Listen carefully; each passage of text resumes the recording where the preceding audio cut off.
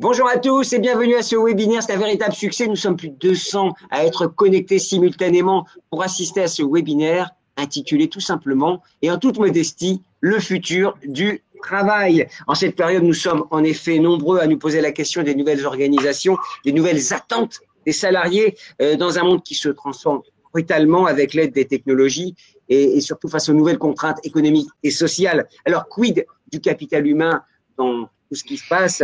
Plusieurs personnalités vont nous éclairer à la lueur de leur expertise et surtout de leur expérience, ce qui va nous permettre d'assister, j'en suis sûr, vous allez le voir, à des échanges denses et riches. Pour ouvrir cette matinée d'échanges, j'ai la joie, l'honneur et le plaisir d'accueillir celui qui se trouve en bas à gauche. Ce n'est autre que l'administrateur général du CNAM, Olivier Faron. Bonjour Olivier. Bonjour Gilbert, et très heureux d'être avec vous et très heureux d'ouvrir ce webinaire.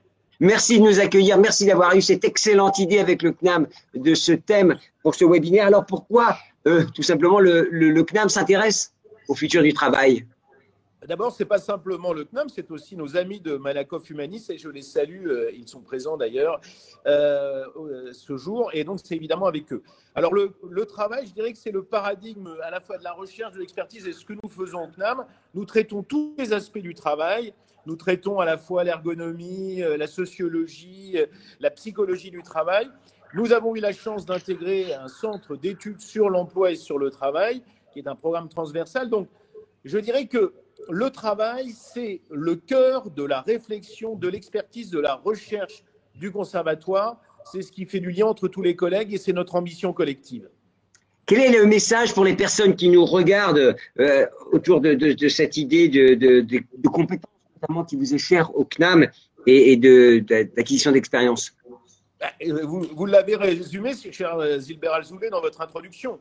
Aujourd'hui, la richesse de notre pays, elle est humaine fondamentalement. Ce sont toutes les compétences que nous allons pouvoir porter et qui vont être au service du développement économique. Donc la montée en compétences, ce n'est plus un choix, c'est une absolue nécessité.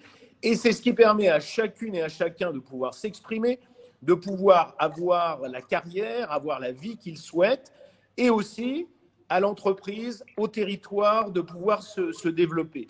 Donc, la montée en compétences, c'est véritablement ce que nous portons au CNAM, mais c'est aussi ce qu'il faut privilégier dans sa vie personnelle quand on se projette, quand on construit quelque chose. Donc, actifs, demandeurs d'emploi, projetez-vous, construisez-vous un parcours, soyez accompagnés pour cela, et la montée en compétences, c'est la bonne réponse pour vous et pour votre environnement social et économique. Donc, oui, plus que jamais, la montée en compétences est une absolue nécessité. L'intelligence, évidemment, on sortira par le haut de cette crise. Justement, qu'est-ce qui a changé avec cette crise qui est aussi bien économique que sanitaire, que sociale? Il y a beaucoup de choses qui ont changé. Et vous avez raison de dire que c'est une crise multiforme. C'est une crise qui prend plusieurs aspects. On est concentré sur la crise épidémique, mais n'oublions pas, bien sûr, il y a la crise politique avec le terrorisme, il y a la crise sociale, il y a la crise économique.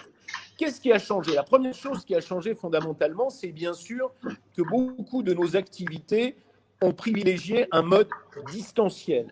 Nous avons fait du télétravail et encore maintenant, le télétravail est un mode évidemment extrêmement prégnant dans l'économie actuelle.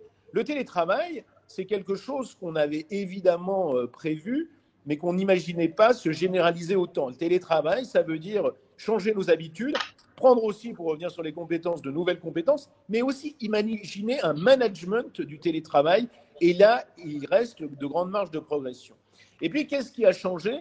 C'est qu'il va falloir sortir de la crise économique et donc sociale qui va prendre malheureusement en partie un certain nombre de réalités de notre pays. Je pense à la question qui va être une question centrale pour les compétences, celle de la reconversion.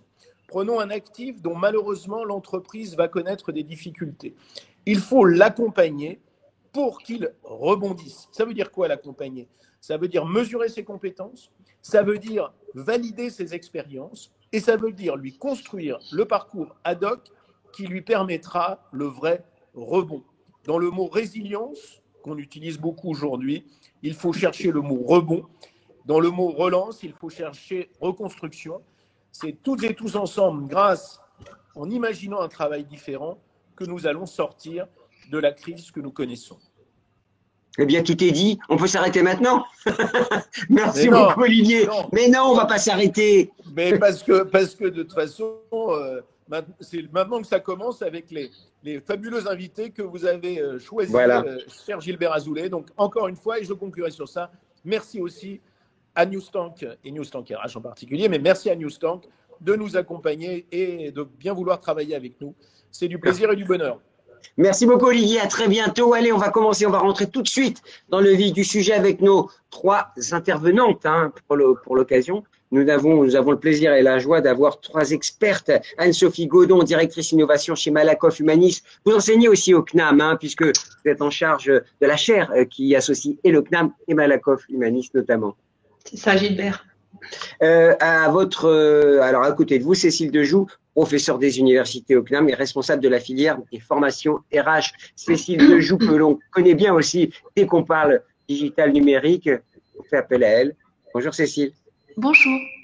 Et Audrey Perrochot, directrice des territoires chez Pôle emploi. Pardonnez-moi Audrey, j'ai résumé un peu votre titre parce qu'il est tellement long. On donne des titres incroyables chez Pôle emploi. Il y a des et vous êtes professeur associé au CNAM. Donc, à vous 3, nous allons dessiner les scénarios prospectifs sur le futur du travail, si vous en êtes d'accord. Et je vais commencer par vous, Anne-Sophie Godon, parce que vous réalisez avec Malakoff Humanis des enquêtes.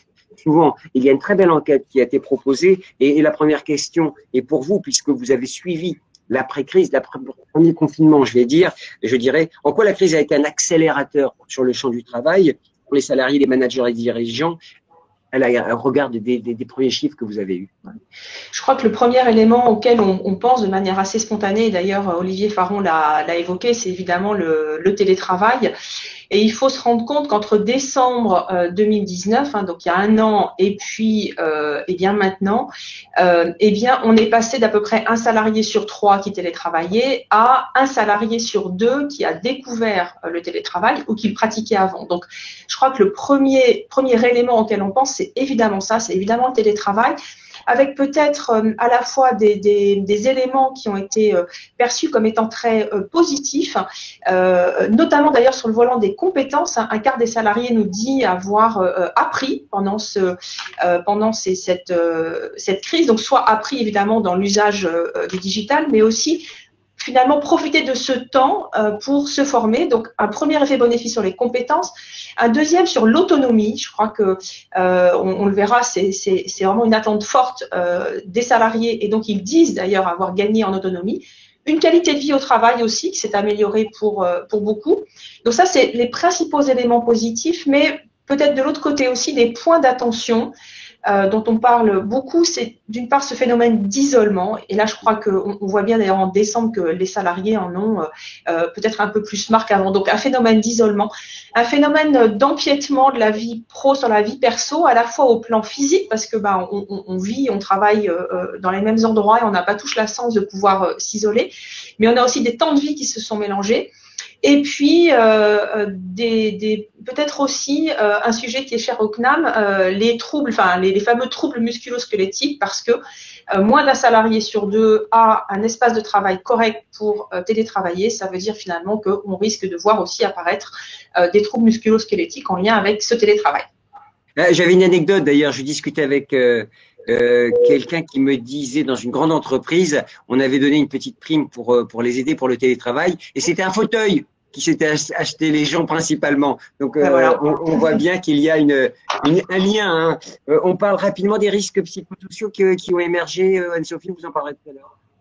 Comme vous voulez, non, mais effectivement, les risques psychosociaux sont finalement à la fois liés donc à ce télétravail dont on voit que il peut conduire à isoler les collaborateurs.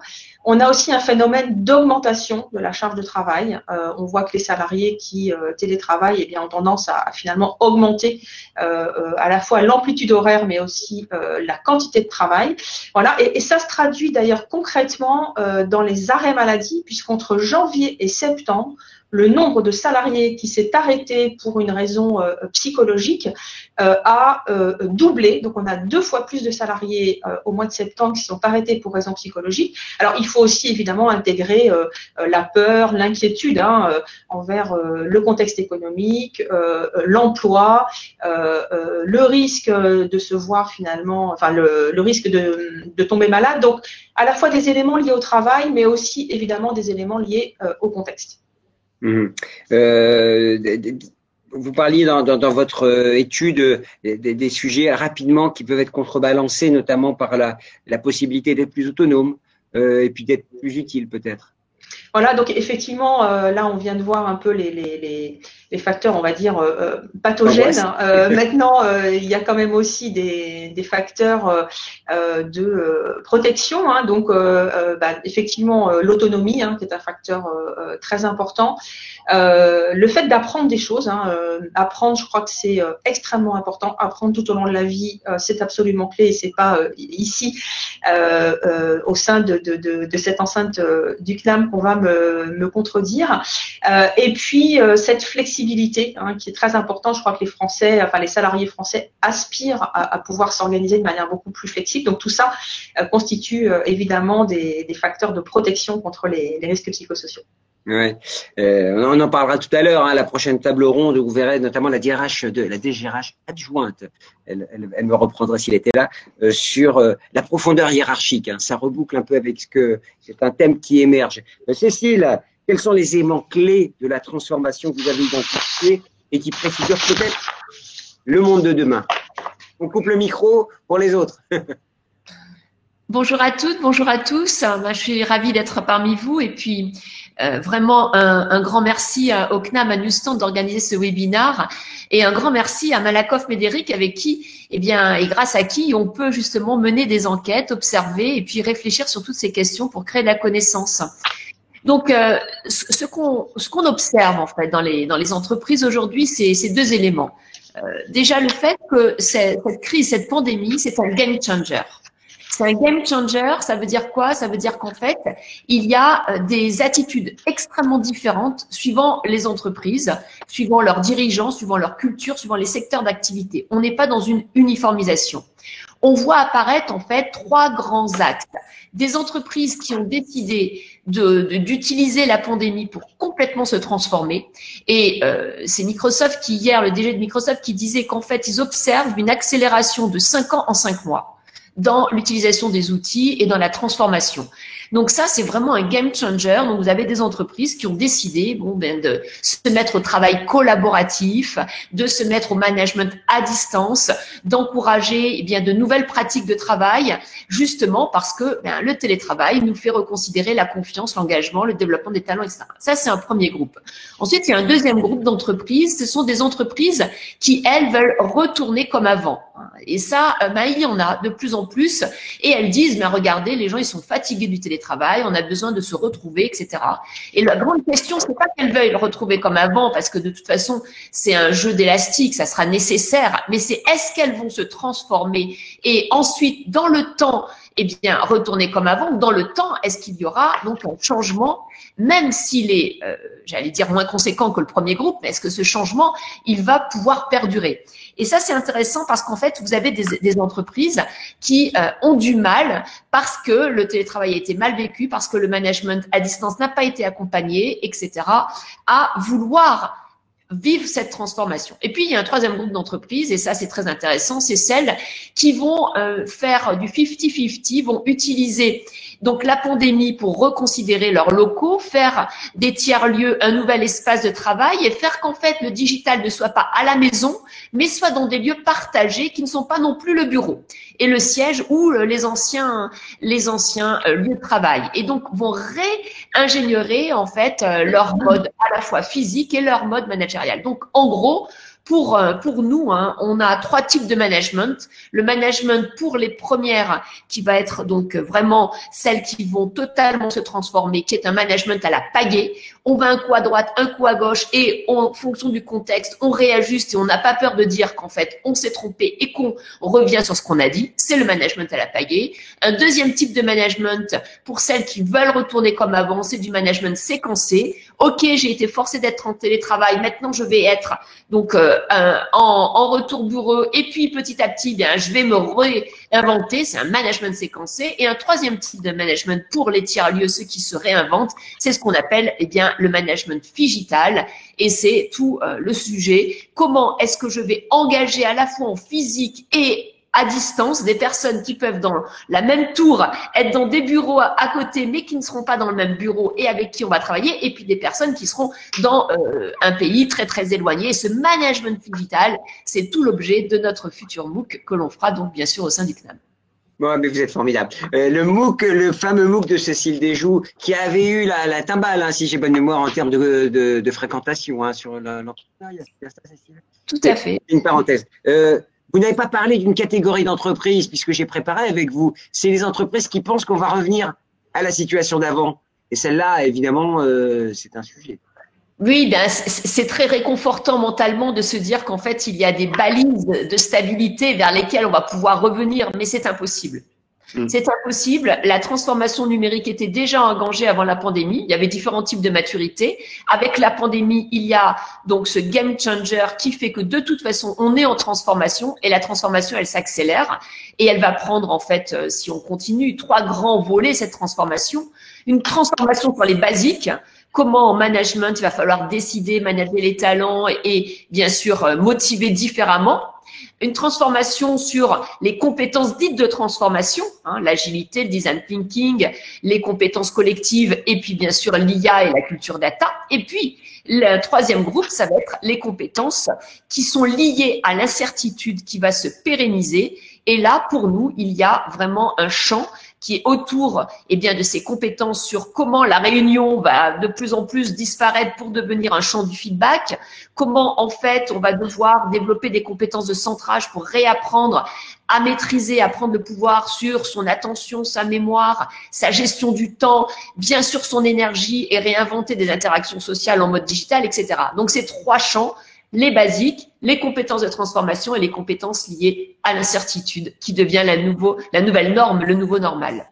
Alors Audrey, c'est très important, hein, ce qu'on a dit. Vous avez bien compris qu'on a des, comment dirais-je, intellectuellement, tout ce qui a été dit préfigure demain. Et pour autant, sur les territoires, puisqu'il faut descendre au niveau du territoire, au niveau parfois de l'intimité, de fonctions, de métiers, y compris les moins qualifiés parfois, est-ce que cette transformation est totale et entière partout? Bonjour et merci pour ce moment d'échange et de réflexion.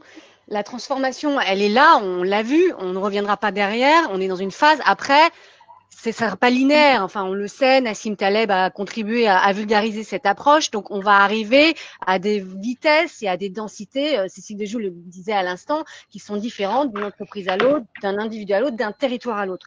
Moi, je voudrais partager que cette crise, et qui en effet est une crise, en tout cas une mutation qui avait déjà démarré, peut-être plus à bas bruit sur certains points, révèle, accélère, et par rapport au titre de notre webinaire, hybride.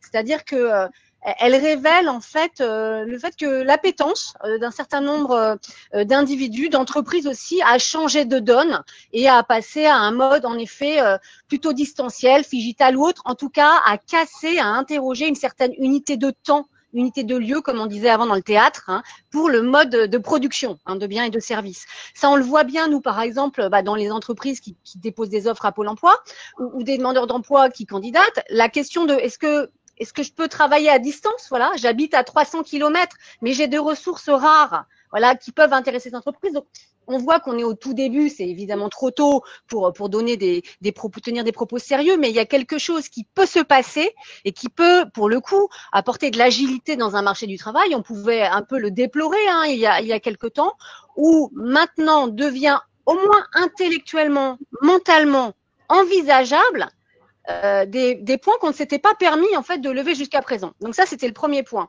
Le deuxième point, c'est en effet 5 ans en 5 mois.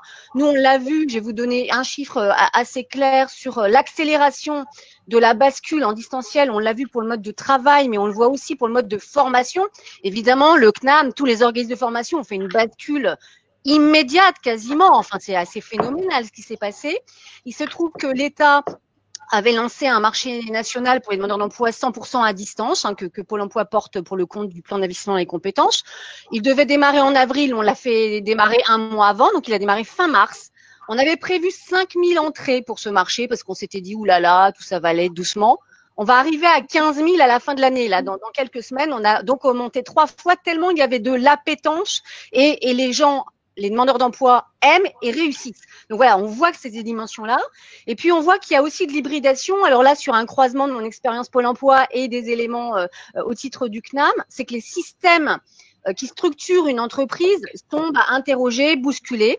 Les systèmes, on en a un peu parlé avec Anne-Sophie Godon et Cécile Dejoux, des systèmes de communication, les systèmes d'autorité, de reporting, les systèmes de supervision. Hein. Et là, on est donc dans un élément où à la fois donc les managers doivent apprendre, même si je pense qu'il est important de se partager, qu'on était quand même dans un télétravail particulier. Voilà. Beaucoup de salariés ont basculé en télétravail, alors que comme vous l'avez dit, ils n'étaient pas équipés pour. Donc voilà, là aussi, qu'est-ce qui va rester de ça demain ? Par rapport à des personnes qui, du coup, se sont adaptées, mais voilà, dans un contexte qui n'était pas peu pensé comme les entreprises portaient le télétravail jusqu'à présent. Voilà, c'est compliqué de le voir, mais probablement, c'est sûr qu'on ne peut pas revenir en arrière. Et la question que posait, par rapport à Cécile, ce que disait Cécile Dejoux en particulier, c'est en effet la question et l'intérêt, je pense, le côté passionnant de la période, c'est que ça nous oblige à aller aux fondamentaux. Très bien, on veut revenir en présentiel, mais ça sert à quoi le présentiel? Qu'est-ce qu'on fait ensemble qu'on ne peut plus faire en distanciel? Une question juste purement matérielle. Et je rappelle, quand vous êtes au plus près des territoires, la technologie, elle a tenu. Et c'est peut-être aussi ça qui nous a surpris à tous. Oui, et puis il faut pas. Alors, je pense qu'aussi dans les transformations, il y a des polarisations en cours. Hein. On le voit au sein des entreprises. Pôle emploi est un établissement de réseau. Hein. Les entreprises qui ont des réseaux avec beaucoup, Malakoff Médéric peut-être aussi, avec beaucoup d'agences locales. En agence, les conseillers Pôle emploi, ils sont en agence, évidemment avec les règles sanitaires.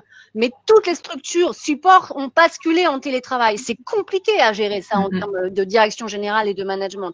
Et il y a aussi des polarisations de métiers. On en a amplement parlé dans les médias. Il y a les métiers, oui, c'est au front, en présentiel, et les autres sont plutôt en distanciel. Il y a des complexités à tous, mais comment on gère, on va dire, des dimensions centrifuges, centripètes avec tout ça? Comment on garde une dimension collective? Et je pense que sur ce point-là, là aussi, on n'est pas dans l'immatériel. Pour Pôle emploi, comme pour plein d'autres entreprises, comment ça s'est passé en fait la bascule en télétravail de salariés qui n'étaient pas, hein? C'est des efforts colossaux, des services achats, des services informatiques, des services logistiques pour équiper en un temps record des personnes. Voilà, donc il y a eu toute une chaîne extrêmement matérielle, extrêmement logistique et en effet technologique. C'est vrai, il y a de la bande passante en France, c'est rassurant. Hein. Alors parfois on a eu peut-être un peu de mal avec l'administrateur général, mais ça s'est bien passé finalement. Une question pour vous, Anne-Sophie. Alors, il y a un écart quand même. Alors, il nous reste 15 minutes, hein, donc parce que je voudrais prendre des questions, comment dirais-je, prendre des questions des internautes. Il y a un écart entre ce que les salariés voient, ce qu'ils espèrent et ce qu'ils pensent qui va se passer. Alors, c'est vrai que demain, pour eux aussi, c'est compliqué. Ouais.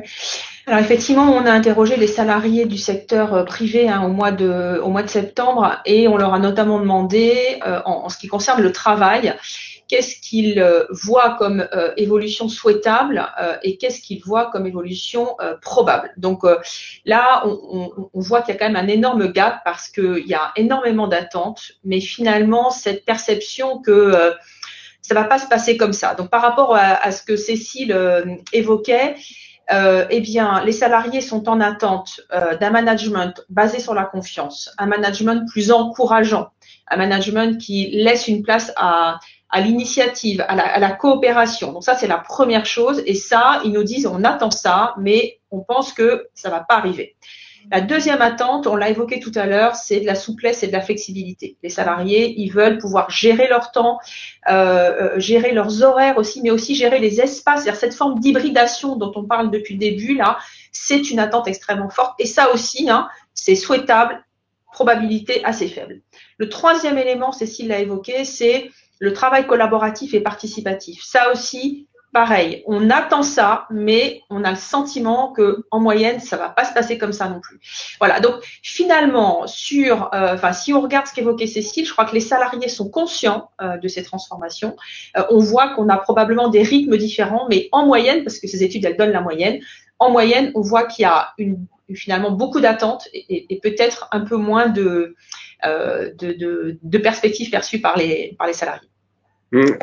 C'est votre sentiment aussi, Cécile? Alors, quelqu'un nous a remarqué que chez les Scandinaves, ça fait longtemps qu'ils sont déjà à distance et qu'ils ont accepté. Ben, nous, on s'y met et on va rattraper le retard. Cécile, sur ce qu'a dit Anne-Sophie.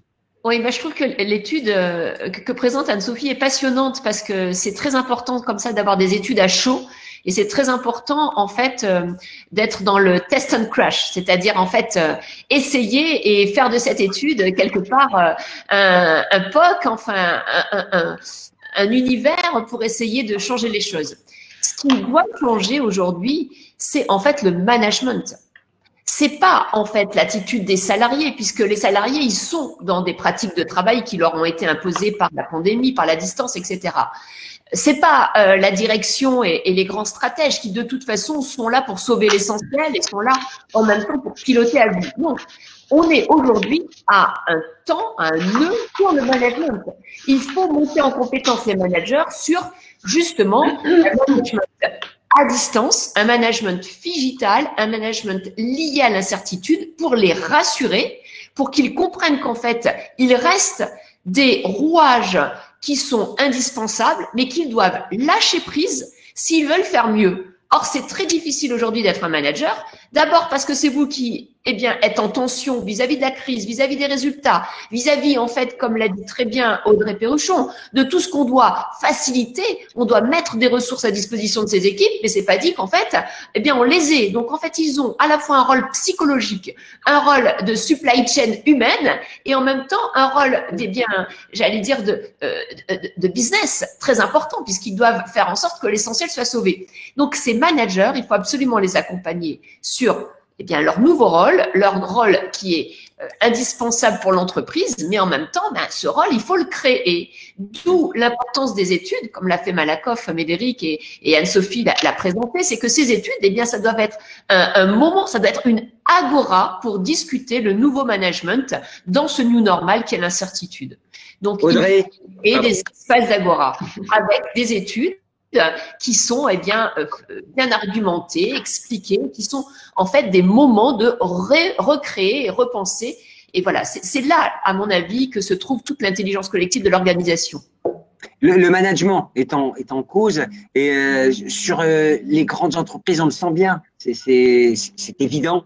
Sur les ETI, c'est évident aussi, sur les grandes organisations. Et je reviens toujours à cette idée du territoire et au plus près des individus. Est-ce que cette notion et de management et des technologies et de travail à distance est actée? Pardon, je n'ai pas entendu le dernier mot. Est acté? Est-ce qu'on a fait la synthèse? Moi, je voudrais éviter des idées qui soient pour les managers top niveau et les directions générales. J'aimerais savoir si au plus près on a basculé totalement aussi. Mais je crois qu'on est vraiment dans l'hybridation. D'abord, c'est en train de se faire. Hein, voilà, c'est là où c'est complexe, tout le temps, mais en particulier dans ce moment pour les entreprises, c'est qu'on sait bien qu'il y a des temps, des temporalités différentes selon les services, selon en effet les territoires, selon la structuration de l'entreprise. Donc ça, c'est questionné. Après, il me semble que l'autre phase d'hybridation dans laquelle on est, c'est ce que vous disiez à l'instant, Cécile et Anne-Sophie, c'est justement l'hybridation entre, et ce webinaire en est l'illustration, encore plus forte qu'on le faisait jusqu'à présent, sur la base de ce qui a été fait jusqu'à présent, une hybridation entre la connaissance, le savoir, en live, j'ai envie de dire, avec des analyses, donc des repères méthodologiques, intellectuels pour les comprendre, parce que voilà, les données comme ça, elles disent rien, hein, traduit donc le plus possible, le plus rapidement possible dans une dimension opérationnelle, justement pour accompagner les managers, leur donner le recul et leur faire leur permettre de comprendre en fait ce qu'ils vivent et comment justement se dépatouiller, j'ai envie de dire, de la situation. On en parlait aussi quand on préparait ce webinaire. Il peut y avoir d'autres types d'hybridation. Par exemple, sur le champ de la formation, il y a des expériences, alors plus développées en effet aux États-Unis, mais et qui ont été évaluées par des comités scientifiques avec des effets donc positifs avérés qu'on appelle, maintenant c'est le terme est connu, ça s'appelle les classes inversées. Bon, évidemment, c'est assez au cœur de la formation à distance. Il me semble que le monde de l'entreprise, le monde du management a probablement intérêt à aller regarder ce qui se passe. Parce que qu'est-ce que disent les études ? Les études, elles disent que la classe inversée, donc c'était fait aux États-Unis, en tout cas ce qui a été mesuré, c'était pour des jeunes en décrochage scolaire. Elle disait en particulier deux choses. La première, c'est que les jeunes, ils peuvent lire et relire et refaire les quiz 15 millions de fois s'ils veulent, et ils n'ont pas la honte sociale de dire j'ai pas compris, je relève le doigt. Donc il y a un effet absolument majeur en fait de facilitation du développement de compétences, et ça c'est intéressant pour des managers. Et l'autre point, c'est que justement ça a posé la question quand on est ensemble avec le professeur, qu'est-ce qu'on fait ? On va pas répéter le cours, ou voilà, ils ont travaillé normalement. Donc c'est le moment ensemble est devenu un temps d'échange, de débat, de co-construction.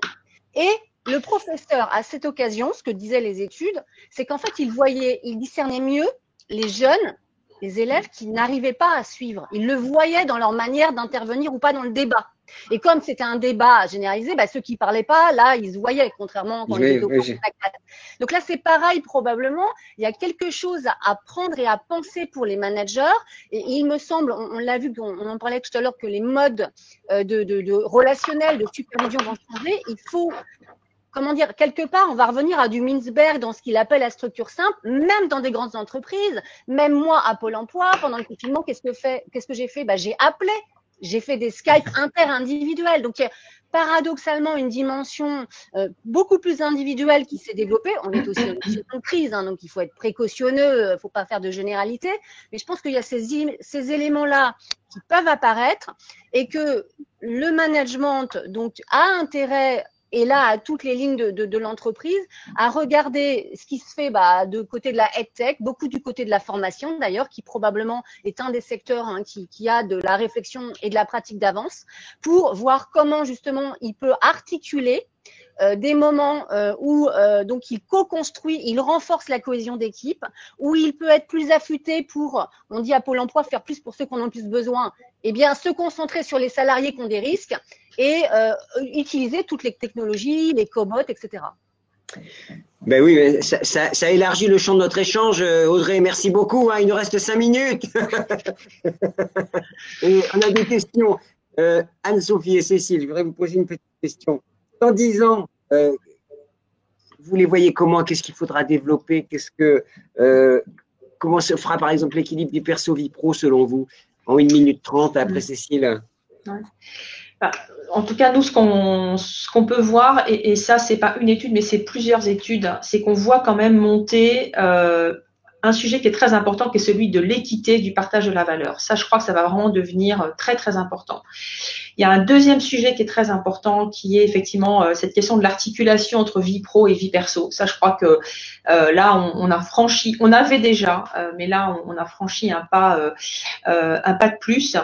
La question des perspectives d'évolution et donc de la manière dont on va conduire collectivement le chantier des compétences est clé. Les salariés, on va devoir travailler plus longtemps, on va connaître plusieurs vies, on va avoir des modes de travail différents. Donc, comment là-dedans, comment est-ce qu'on se construit finalement un parcours qui nous permet de progresser? Et puis, le contexte, là, demande aux entreprises, les salariés demandent aux entreprises de la sécurité. Donc, comment est-ce que les entreprises vont faire pour régler tous ces dilemmes? On veut plus de liberté, de flexibilité, mais on veut plus de sécurité.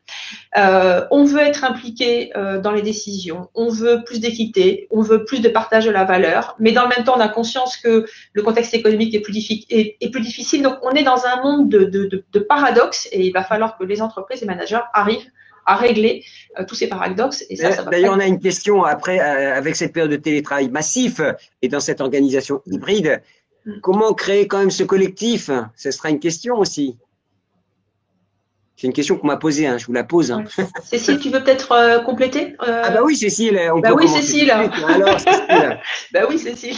Oui, non, Je vous laisse, hein, mesdames, d'accord, hein, vous faites le… Anne-Sophie vient de dire, et je suis tout à fait d'accord avec Anne-Sophie, en fait, on est tellement dans des mouvements schizophréniques, d'injonctions contradictoires, que la seule solution, moi, de mon point de vue, c'est de donner à chacun des repères pour qu'il se sente et que lui-même soit la première personne à manager et que chacun puisse avoir un centre, c'est-à-dire des compétences basiques qui lui permettent de survivre dans ce chaos quelque part. Parce qu'on va vers un management de l'incertitude et c'est très déstabilisant. Donc ça veut dire trois choses. Ça veut dire pourquoi on fait les choses. C'est la question du sens, c'est la question du plaisir, c'est la question d'être dans un environnement qui nous correspond. Donc ça, c'est le premier, c'est le moi. Ensuite, il y a toute la question de l'interaction sociale et on l'a bien vu avec le management à distance, c'est un des points faibles. Des points d'attention, c'est qu'en fait, on perd le sens de la relation à l'autre et ça sera demain, nous disent les psychiatres, hein, un des vrais sujets. Si on peut tout faire chez soi, pourquoi sortir, pourquoi s'habiller, pourquoi se maquiller et pourquoi ne pas vivre voilà, à travers la télé. Donc ça, c'est très important, l'interaction. Et troisièmement, c'est être capable de monter en compétence, et c'est ce que disait Audrey, dans deux paradoxes, être IA compatible, comprendre la technologie, comprendre comment les robots, etc., vont nous donner d'autres perspectives, mais aussi sont des dangers, et développer ces compétences de centrage qui vont me permettre à moi à rester employable demain, quel que soit bien l'univers dans lequel j'évolue, l'entreprise, du bénévolat, le chômage, la retraite, etc. Voilà. Donc c'est très important, je pense, de recentrer sur la personne pour pouvoir lui donner cette confiance, parce qu'aujourd'hui, on est tous bousculés. Est-ce que ça vous intéresse que je vous pose les questions que je reçois? Comme ça, vous passez, j'allais dire le micro, c'est un peu bête. Alors, à qui incombe la responsabilité d'embarquer et les opérationnels et les managers dans cette nouvelle philosophie d'organisation? Bah, peut-être à eux-mêmes, enfin, ce qu'on dit, enfin, ça fait partie d'une société plus globale où il y a une responsabilité individuelle qui se développe. Moi, je dirais qu'évidemment, on est dans un moment, d'abord, une crise anxiogène. Après, elle n'est pas du tout pour voir absolument le côté positif, mais il me semble que, de fait, globalement, les individus, les entreprises, les collectifs, ils ont passé cette période avec, je dirais, alors c'est tôt pour voir les impacts, mais quand même une capacité de résilience qui s'est exprimée. On était quand même très inquiets hein, quand on se met en février-mars. Donc voilà, ça s'est passé de manière compliquée, mais finalement, pas dans un collapse que certains pouvaient craindre.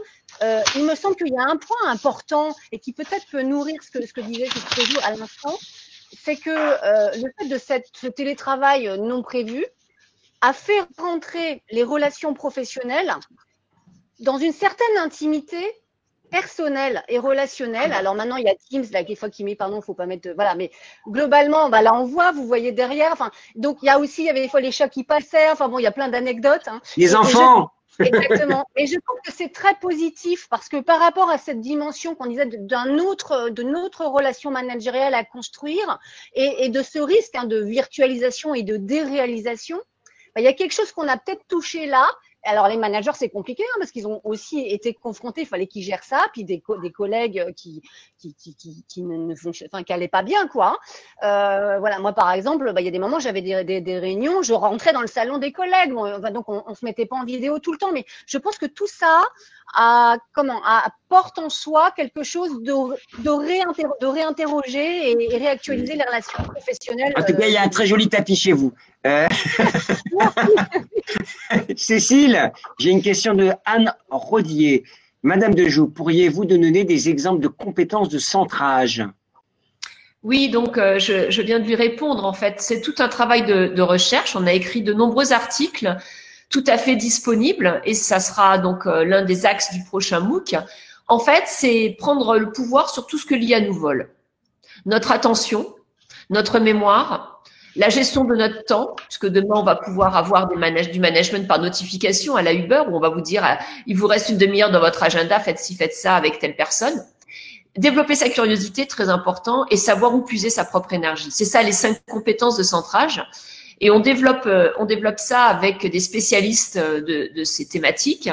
Et surtout, on montre comment en entreprise, c'est à partir du moment où chacun est capable de repenser son attention, repenser est-ce que, voilà, je vais lâcher prise sur certains éléments que je vais donner à la machine, mais en même temps, ça ne veut pas dire qu'il ne faut pas que je développe ma propre mémoire, parce que sans mémoire, je ne pourrais plus réfléchir. Donc ça, c'est super important. Et quand on est équilibré sur ces 5 compétences de centrage, eh bien ensuite, on va pouvoir totalement travailler avec les nouvelles technologies, l'IoT, la blockchain, l'IA, etc.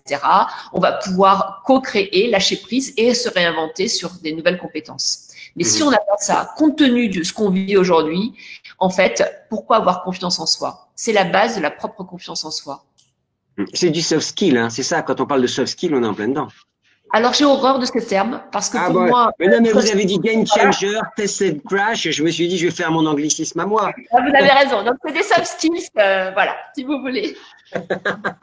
Une question, alors peut-être quelqu'un, est-ce que le développement des groupements d'employeurs n'est-il pas une possible alternative? Je sais pas, Audrey, Cécile.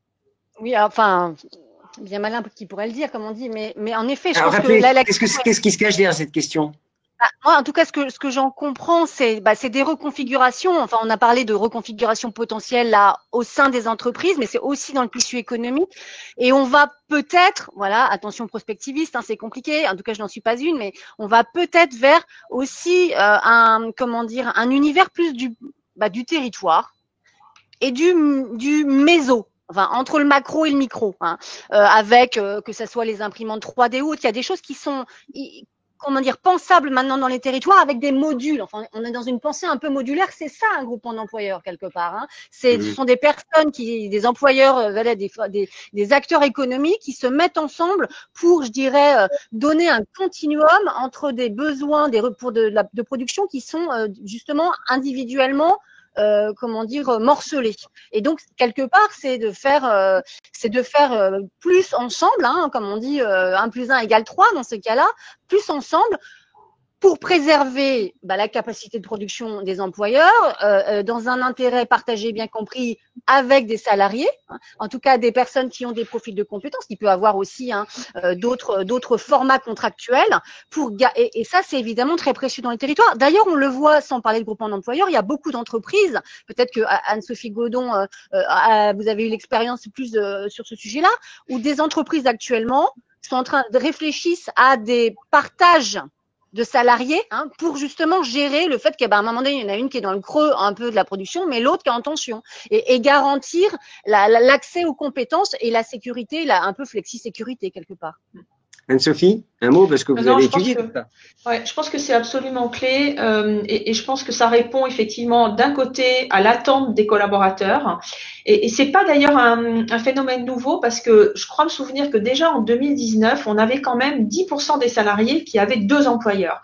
Donc on voit que finalement le fait d'être employé, enfin du point de vue des salariés, il y a cette question finalement du multi-employeur qui peut permettre d'ailleurs de répondre à ce besoin de sécurité parce qu'on n'a pas forcément la possibilité d'avoir un temps plein à un endroit, mais avec 2 temps pleins on s'en sort, enfin avec 2 temps partiels on s'en sort. Donc il y a des enjeux effectivement de sécurité vu du point de vue des salariés et puis aussi d'apprentissage parce que c'est quand même 2 sources de richesse complémentaires et puis vu du point de vue de l'employeur évidemment c'est aussi là plus intéressant parce qu'il a peut-être pas les moyens d'avoir quelqu'un à temps plein mais il peut avoir plusieurs personnes et on voit que cette question très claire, enfin très très importante de comment est-ce qu'on arrive à faire de la mutualisation au niveau des territoires pour les petites entreprises, c'est absolument clé. Donc, il faut qu'on arrive à créer des passerelles entre les petites entreprises, entre les chefs d'entreprise, entre les salariés dans les territoires.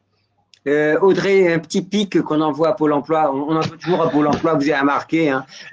Pourquoi j'arrive pas à faire valider des formations qui sont éligibles avec mon CPF? Alors, c'est des blocages. Ça montre, enfin évidemment, l'enjeu et l'accès à la formation est majeur pour tous les actifs, en particulier pour les personnes qui sont en recherche d'un emploi. Je ne connais pas la situation de l'internaute, donc évidemment, je ne vais pas me risquer à répondre. Bon, au-delà de ça, je suis évidemment, voilà, on peut échanger. Les formations qui sont éligibles au compte personnel de formation sont des formations qui sont certifiantes déjà, donc je ne sais, voilà, ça dépend déjà du format de la formation. Et puis après, de fait, à la fois, il y a des fonds majeurs sur la formation, les conseillers Pôle emploi, Mission locale, Cap emploi sont là pour accompagner. Ces fonds sont également orientés d'abord pour permettre à des personnes qui n'ont pas de diplôme ou de qualification de les acquérir. Voilà, donc il y a beaucoup de fonds et il y a beaucoup de besoins, donc il peut y avoir des priorisations et là aussi encore en fonction des besoins des territoires. Allez, dernière question, parce que vous avez vu, le temps passe. C'est tellement passionnant qu'on pourrait rester au moins jusqu'à ce soir. Le prêt de main-d'œuvre, c'est une question intéressante du point de vue des compétences et de l'employabilité, de l'adaptabilité. On parle beaucoup d'agilité des collaborateurs. Est-ce qu'on peut parler d'agilité de l'organisation du travail? Je vous propose de répondre à cette question, puisque ça recouvre ces deux questions. L'agilité de l'organisation du travail, c'est ça, au fond, la grande révolution. Anne-Sophie, Cécile et Audrey. Vous répondez, Sophie, comme ça, c'est notre mot de la fin en même temps. Sophie ou Cécile? Sophie? Qui veut? Non, je crois que ce qu'a évoqué Cécile tout à l'heure me parle beaucoup. Cécile disait que finalement une organisation, une entreprise se transforme par les personnes qui en sont la composante, donc par les salariés eux-mêmes, par les managers. Et donc moi je crois que la transformation et l'agilité de l'organisation, c'est avant tout l'agilité des hommes et des femmes qui sont dans les entreprises, à commencer par les managers. Donc je crois que cette agilité-là, elle va venir de l'intérieur. Et je crois qu'il ne faut pas attendre tout de suite. Alors, on voit des organisations qui tentent de créer de l'horizontalité tout en gardant de la verticalité. Mais tout ça, ça va se faire si les collaborateurs et les managers se transforment d'abord eux. Cécile? Oui, je rebondis sur ce que dit Anne-Sophie, c'est-à-dire que moi, je suis convaincue que ça passe par l'humain, donc par les personnes. Et excusez-moi pour cette petite page de publicité, mais on ouvre au CNAM un certificat qui s'appelle Devenir acteur des transformations à l'ère de l'incertitude. Et c'est un certificat 100% à distance avec simplement 3 cours. Comment faire de l'intelligence collective, comment devenir acteur des transformations, 2 cours à distance, et ensuite un workshop pour prendre son propre cas et devenir acteur, quelle que soit sa situation, et mettre en place et mettre en test tout ce qu'on a pu apprendre. Et donc, c'est un certificat donc dans les 30 CNAM en France et à l'étranger, qui peut être fait quel que soit l'endroit où vous habitez, dans votre région ou 100% à distance. Et l'idée, elle est là, c'est de monter en compétence chacun pour qu'il devienne acteur des transformations, quelle que soit l'organisation où il est, et qu'en fait, ça commence par sa propre transformation individuelle. Donc voilà, j'espère. On ira faire un saut, on ira écouter, On ira écouter devant notre ordi d'ailleurs. Audrey, le mot de la fin? Je pense que, on peut être confiant quand même, il faut être éclairé, lucide, mais il y a l'organisation du travail, elle est en train de se transformer. On voit que ça se simplifie, on voit que ça s'assouplit. Évidemment, c'est pas linéaire, ça tire dans des sens, donc il y a des tensions, mais voilà, c'est pas parce qu'on le voit pas au niveau macro que ça ne se fait pas, ça se fait plein d'endroits, dans les équipes à bas bruit. Et quand ça va se stabiliser, il va y avoir plusieurs paradigmes qui vont actualiser ceux qui sont en cours. Donc, continuons. Merci beaucoup. Merci Cécile d'avoir répondu à la question parce que c'est la fin. Elle est bien, Cécile, elle répond en live. Vous pouvez répondre, Anne-Sophie et Audrey aussi. Alors, Anne-Sophie, vous connaissez bien la personne qui va intervenir maintenant puisque c'est Thomas Saunier, le directeur général de la Malakoff Humanis. Il n'a pas pu se joindre à nous ce matin, mais j'ai eu le plaisir de l'interviewer sous format électronique. C'était quand? Je crois que c'était il y a quelques jours. Je vous propose de l'écouter tout de suite avant de retrouver notre prochaine table ronde. Merci mesdames, merci beaucoup. Merci. Bienvenue Thomas Saunier, le directeur général de Malakoff Humanis. En quelques mots, vous nous rappelez pourquoi il est important ce partenariat entre le CNAM et Malakoff Humanis?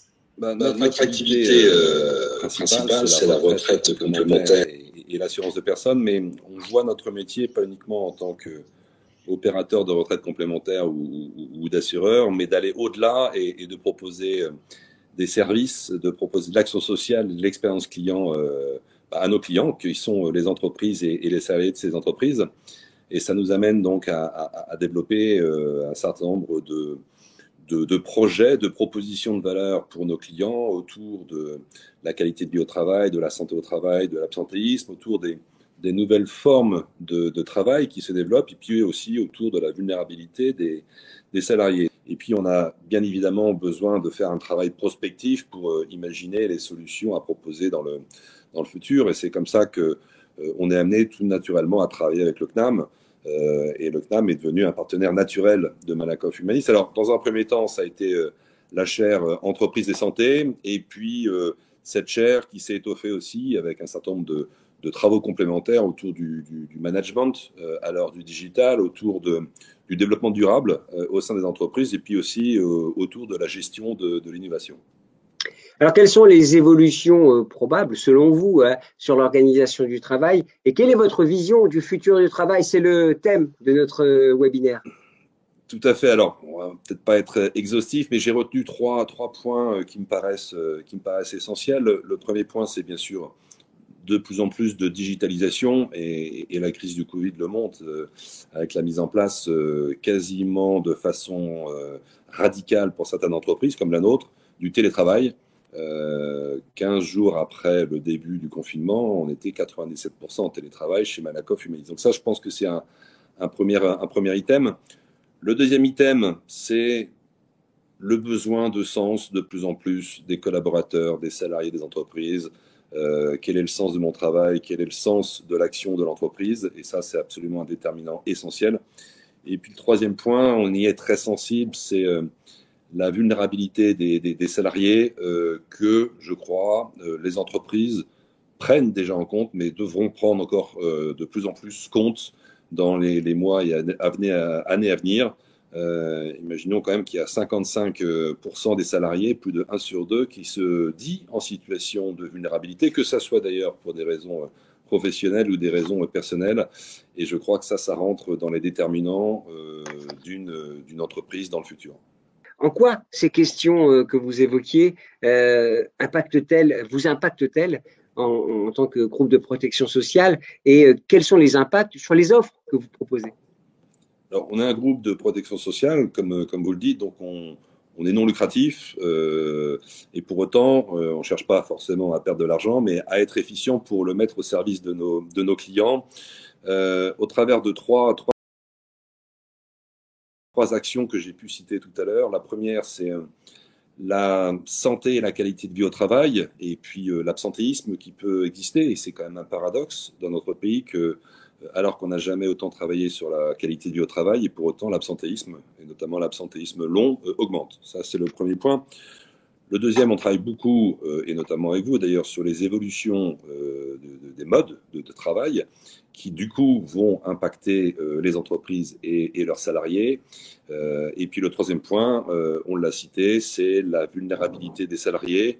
Il existait une fragilité des salariés avant le Covid, et je pense que le Covid et ses changements brutaux vont amener d'autres vulnérabilités à se mettre en avant. Et c'est là où on se doit d'intervenir. Et à ce titre, je pense que la donnée est absolument capitale en la matière. Pourquoi? Parce qu'on parle beaucoup de big data. Or, c'est quoi le big data? C'est quelque part voir les corrélations qu'on ne voit pas forcément à l'œil nu, et donc de faire du prédictif. Et c'est à partir du prédictif que l'on arrive à mettre en place des programmes de prévention. Donc, si on veut agir en termes de prévention sur les principaux sujets que j'ai pu citer, il faut faire du prédictif, et pour faire du prédictif, il faut travailler de la donnée. Et là-dessus, je pense que notre pays a encore une petite révolution culturelle à faire en la matière. Voilà un mot sur le data-centrique, comme on dit. Merci beaucoup, Thomas Saunier. Retour au webinaire. À très bientôt. À très bientôt, au revoir. Voilà, retour au webinaire, je le disais, vous avez vu, j'étais 2 fois à l'écran, ce qui est exceptionnel. Alors, il nous manque Sandra Patrick est là, Isabelle nous a rejoint. Bonjour Isabelle. Bonjour. Alors, organisation et engagement professionnel, avec nos 3 intervenants, c'est le deuxième temps d'échange de ce webinaire. On m'entend bien? Très très bien. Patrick Soré, président de Flexity, professeur associé au CNAM. Isabelle Quénon, DRH, adjointe chez Veolia. Et Sandra Berthezen, professeure au CNAM, titulaire de la chaire Gestion des services de santé. Elle nous éclairera sur tout ce qui sera dit avec le prisme de ce secteur qui a été au front, en première ligne, a-t-on dit, durant cette crise et durant cette pandémie. On va commencer, pardonnez-moi mesdames, mais on va commencer avec Patrick. Mais avec Patrick, j'en suis désolé, c'était pas voulu. L'engagement, c'est un vrai sujet. Vous avez réfléchi aussi sur ce sujet dans les organisations. à la lueur des transformations rapides. Et c'est cet engagement qui est bien au cœur des problématiques. Alors, oui, je voudrais simplement qu'on revienne un peu sur, non pas sur les termes, mais qu'on place ça un peu dans une perspective plus large. J'ai entendu tout à l'heure Olivier Faron dire que derrière la crise de la Covid, il y a la crise sanitaire, il y a aussi une crise économique. Et si on remonte un petit peu plus loin, il y a quand même des formidables enjeux derrière, qui sont des enjeux de compétitivité mondiale, de démographie. Et je pense que le thème de l'engagement, il est apparu dans nos entreprises. Allez, peut-être après la crise de 2008, avant toute chose, qui nous a un peu fait prendre conscience d'un déficit peut-être que nous avions sur un modèle qui a été fondé sur de la compétition par les coûts. Et je crois que ça questionne très profondément nos modes d'organisation, ça questionne très profondément nos modes de gouvernance et d'exercice du pouvoir, nos modèles de développement.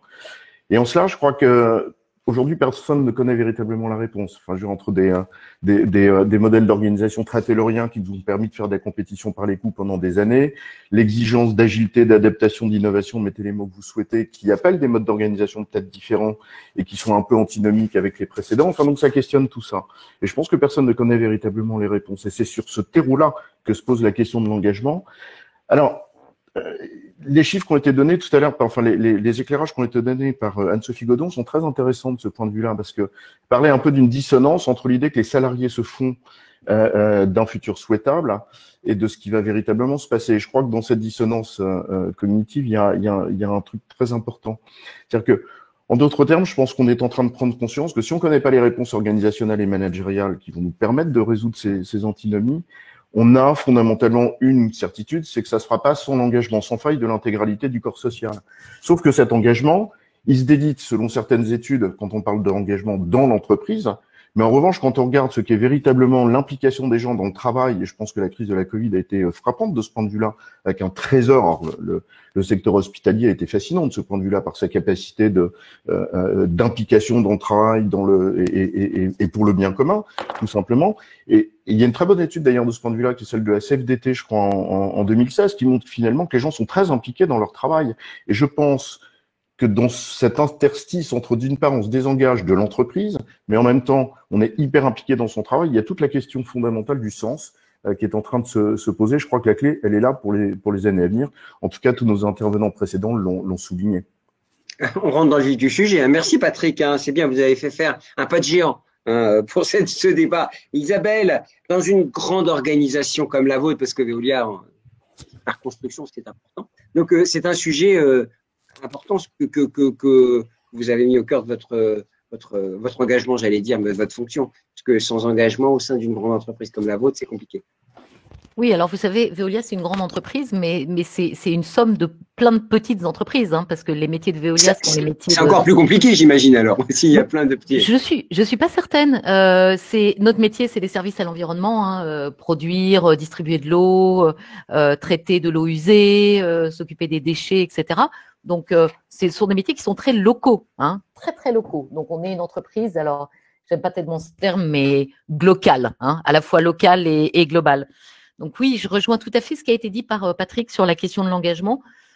Pour nous, ça a été, et c'est un sujet qui est très important, tout simplement parce que cette crise, et notamment les périodes de confinement, où qu'elles soient dans le monde, et à quelques moments qu'elles interviennent, induisent finalement une certaine forme de dichotomie dans la communauté de travail, c'est-à-dire qu'on a en gros une grosse majorité de gens qui continuent à faire leur travail sur le terrain, nos salariés à nous, ce sont principalement des ouvriers, des techniciens, qui sont non pas la première ligne des soignants, mais la deuxième ligne, parce que pendant que tout le monde est confiné, il faut quand même continuer à distribuer de l'eau, il faut continuer à ramasser des déchets, etc.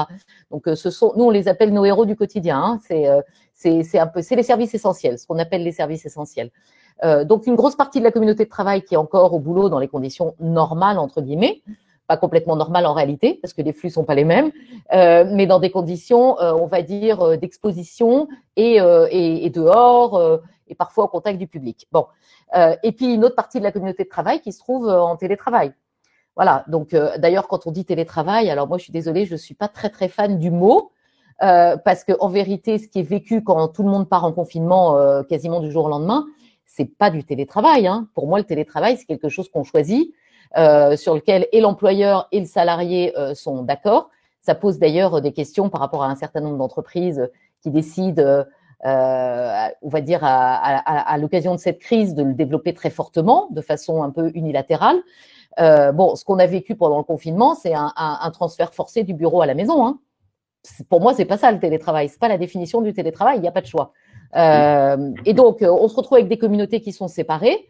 Et tout le sujet, c'est comment est-ce qu'on arrive à garder une espèce d'homogénéité et un collectif de travail qui se sont liés par le même engagement. Donc c'est ça la question de fond. Et derrière, évidemment, il faut travailler beaucoup sur la question du sens. Elle a été très évoquée par Thomas Saunier tout à l'heure et je rejoins tout à fait ce qu'il a dit.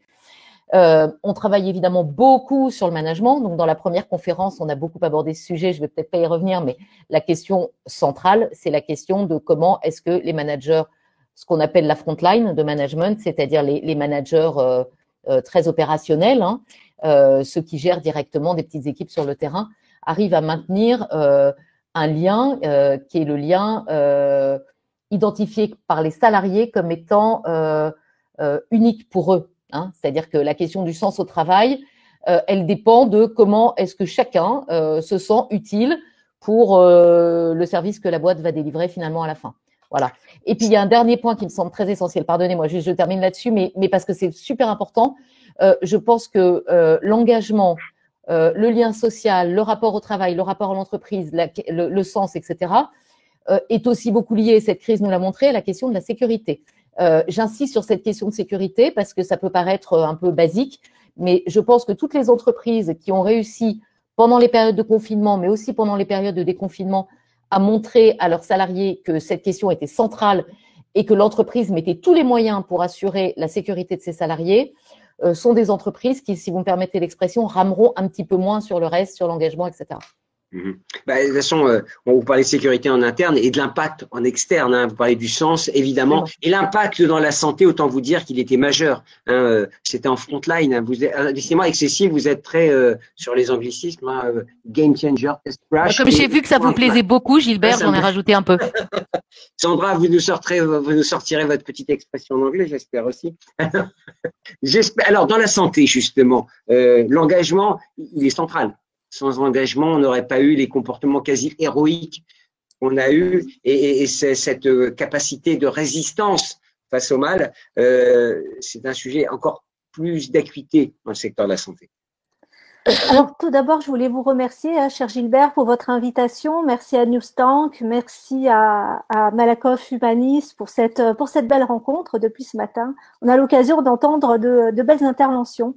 Alors, dans la continuité, en fait, de ce qui a été dit, et vous avez raison de le préciser, dans le secteur de la santé, la question du sens s'est posée de manière extrêmement vive depuis le mois de mars, mais si vous vous souvenez bien, c'est une question qui se posait déjà bien avant. Je vous rappelle qu'au moment où la pandémie s'est déclarée, au mois de mars, dès lors que nous avons confiné, nous étions encore dans une phase de mouvements sociaux extrêmement forts dans le secteur de la santé. Et pourtant, dès le premier jour, tout le monde s'est mobilisé en faveur des patients et pour une prise en charge de qualité face à cette pandémie tout à fait inconnue. Donc là aussi, l'occasion nous est donnée de leur rendre hommage à tous ces professionnels de la santé qui œuvrent pour nous depuis déjà plusieurs mois.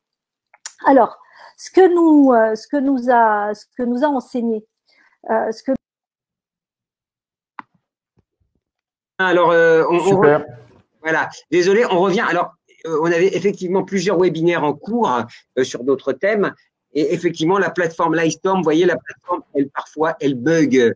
Donc, on est de retour. On a encore pas mal de gens connectés. Nous sommes de retour. Sandra, c'était vous qui parliez. En plein milieu de ce que Sandra nous exposait, qui était passionnant, et clac. Clac, voilà. Alors, comme quoi, les gens de la santé, il faut pas les chauffer. Sandra, continuez. On va retrouver Isabelle qui va nous retrouver tout à l'heure. Sur l'engagement, qui était un sujet central, évidemment, voilà, cette période. Et il me semble qu'au moment où nous avons été coupés, je rappelais que justement, l'engagement des professionnels de la santé avait été largement démontré dès le début de la pandémie, alors même que quelques semaines auparavant, les mouvements sociaux étaient encore là, hein, n'est-ce pas? Donc, la question de l'engagement, la question du sens au travail se pose déjà depuis longtemps dans le secteur de la santé. Alors, c'est difficile pour moi de vous parler du secteur de la santé de manière générale, tant son paysage est varié. Alors, on a les hôpitaux, on a les grands hôpitaux publics comme les CHU, on a les petits hôpitaux privés, on a le secteur médico-social, avec les EHPAD dont on entend beaucoup parler, qui sont beaucoup médiatisés. Il y a l'accompagnement des personnes en situation de handicap. Enfin, tout ça est extrêmement vaste comme paysage. Et il n'empêche qu'il y a quand même 2-3 défis qui sont communs à toutes ces organisations qui peuvent guider les défis RH en quelque sorte. Hein. Alors, nous avons plusieurs défis en matière de santé publique. Nous avons les cancers qui sont de plus en plus nombreux. Nous avons les maladies de l'appareil circulatoire qui sont aussi extrêmement nombreuses. Ce sont les premières causes de mortalité dans notre pays. Et puis, à ces deux problématiques-là, il faut rajouter les maladies chroniques, le diabète, le VIH, les cancers qui deviennent aussi des maladies chroniques et le vieillissement de la population. Donc, en plus de ça, une population qui porte les maladies chroniques dont je viens de parler, mais qui en plus vieillit, devient de plus en plus dépendante, etc. Donc, vous voyez l'imbrication qu'il peut y avoir avec le secteur sanitaire et le secteur médico-social et le secteur social. Et puis, à tous ces défis de santé publique qu'on connaît bien, eh bien, on a les défis inconnus qui arrivent comme ça, comme la pandémie. Et c'est vrai qu'en matière de RH, d'un point de vue organisationnel, c'est un vrai défi, à la fois de se projeter avec toutes ces problématiques de santé publique, plus se dire que faire face à ce type de crise sanitaire, ça n'est pas la première et peut-être que ce ne sera pas la dernière. Alors, quels sont les enseignements immédiats que nous avons tirés de cette crise? C'est que l'on s'est rendu compte que pour faire une analogie avec ce qu'a écrit Claude Lévi-Strauss dans La pensée sauvage, c'est que les soignants en particulier pendant ce qu'on a appelé la première vague, ont d'un point de vue ressources humaines combiné deux rôles, celui de bricoleur et celui d'ingénieur.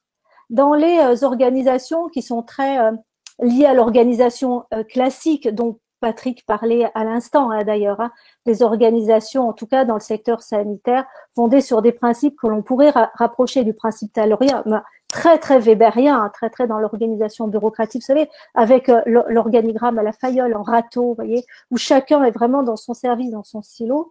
Là, pour le coup, pendant la première vague, on s'est rendu compte qu'il fallait tellement faire face à l'inconnu qu'il fallait innover. Donc, sans vraiment le vouloir, les professionnels de la santé se sont emparés des techniques d'innovation managériale par la force des choses, j'allais dire. Contraint forcé, quoi. C'est ça. Et ça s'est très bien passé. On leur a fait confiance et on leur a donné l'autonomie, c'est-à-dire ce que l'on appelle traditionnellement la sphère gestionnaire.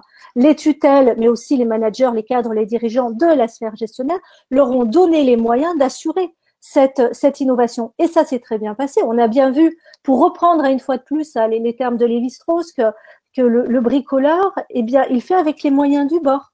Il n'a pas d'outils prédéfinis. Il fait avec ce dont il a besoin au moment voulu. Vous vous souvenez des masques Decathlon qu'on a utilisés en Italie en particulier, en l'absence de masques spécifiques au service de réanimation. Et puis aussi, ce que nous rappelle Lévi-Strauss, c'est que le bricoleur, il ne fait pas que avec les moyens du bord. Il y met aussi un petit peu de lui-même. Voyez, c'est aussi ça la valeur ajoutée de bricoleur. Et pour autant, il ne faut pas négliger les côtés positifs, les apports de l'ingénieur. On a besoin de ces aspects ingénieurs. Avoir un projet, le définir, édicter les règles et les jalons qui vont nous permettre d'atteindre nos objectifs. On a aussi besoin de ces aspects-là. On a besoin d'une tutelle qui donne un cap à suivre. On a besoin d'une politique de santé publique qui nous donne aussi les moyens d'y parvenir, etc., etc. Tout ça, on en a besoin. Ce que l'on a vu pendant la première vague, c'est, en revanche, et c'est là la nouveauté, la combinaison des deux. Et c'est ça qu'il faudrait faire perdurer aujourd'hui. C'est-à-dire que les défis en matière de RH, mais aussi de manière organisationnelle, managériale de manière générale, c'est la combinaison des deux. Sauf que ce dont on se rencontre, c'est que ça peut pas être mis en place sans remise en question du management, de l'organisation. vous vouliez… Oui, Sandra, parce que évidemment, je vous soupçonne de pouvoir nous garder jusqu'à la fin de la journée avec des choses passionnantes. Mais vous savez qu'Isabelle et Patrick ont aussi des choses à dire, et je voudrais notamment faire réagir Isabelle. Alors, c'est un peu décousu, on a pris un peu de retard, donc je vais avancer. Isabelle, vous teniez un point qui était très important et qui a résonné. D'ailleurs, vous avez souri quand elle en a parlé, Sandra. C'est sur cette hiérarchie, et cette évolution des modes hiérarchiques évidents, cette profondeur hiérarchique, cette autonomie, cette agilité finalement qu'il faut absolument trouver. Oui, alors, bon, au risque de faire un peu de provoque, je ne suis pas forcément d'accord avec ce qui a été dit dans la première conférence, à savoir les salariés ont gagné en autonomie. Je ne pense pas qu'ils ont gagné en autonomie, je pense qu'ils étaient déjà très autonomes et que le management s'est rendu compte qu'ils étaient beaucoup autonomes, les salariés. Donc ça, c'est vraiment une bonne chose. Et vous savez, quand on est dans des métiers de service comme chez Veolia, l'autonomie, elle est capitale, hein, parce que vous n'avez pas votre patron avec vous quand vous travaillez. Vous êtes sur le terrain, vous êtes directement avec le client. Donc oui, c'est un point important. Après, ce que je constate beaucoup, c'est que la crise, et notamment quand on a des phénomènes de confinement, induit des modes de communication qui ne sont pas les modes habituels. C'est-à-dire qu'on a beaucoup plus de communication très directe, par exemple du top management de l'entreprise vers à peu près tout le monde, et que du coup, ça réinterroge les chaînes hiérarchiques un peu classiques. Donc ça, c'est le premier point. Je pense qu'on ne revient pas trop en arrière sur ce genre de choses. C'est-à-dire que quand le patron, sur des sujets très, très importants, s'habitue à parler en direct avec tout le monde, ça ne veut pas dire qu'il le fera sur tous les sujets à l'avenir, mais ça veut dire que ça modifie quand même conséquemment la relation, la façon dont la communication est perçue et faite en entreprise. Et puis le deuxième point, c'est le rôle central du management opérationnel. J'en ai déjà parlé. Mais ce qui va évoluer, je pense que c'est beaucoup ça. C'est-à-dire qu'effectivement, pour que chacun sente qu'il est à sa place dans ce qu'il fait et là où il le fait, il faut que la relation managériale prenne de plus en plus en compte cette individualisation.